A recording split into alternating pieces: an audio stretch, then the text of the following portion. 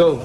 Hi guys, this is already day 4 post-earthquake. There is a DOPMC and we are very thankful. Salamat sa Ginoo nga we survived 4 days after the earthquake. Unahon sa nako o kung sa mga initiatives o mga gipangbuhat to respond to this disaster. Una guys, we establish and Health Emergency Operations Center with our team from the Provincial Health Office.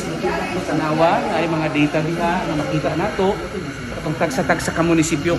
Ang ako ang team sa Provincial Health Office mao'y naga-monitor sa ato ang mga LGUs karon, including ang mga donations na makita nato dire nga amo ang ipang-deploy sa tagsa-tagsa ka mga munisipyo, and of course the report nagikan ang ato ang mga abot ang ato ang mga bisita o mga healthcare workers nga mutabang sa atong tagsa-tagsa ka mga munisipyo.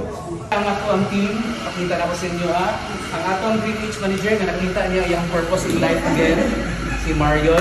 Atong assistant PHO nga head sa ato ang OPSEN karon, si Doc Azin, and of course ang ato ang kauban nga maaasahan sa panahon ng katalagman, Riza Rivera, no? Kani sila plus of course our ever-reliable PHO team. Palakpakan natin sila. Thank you kay guys. The one and only. Ito kay roll niya guys.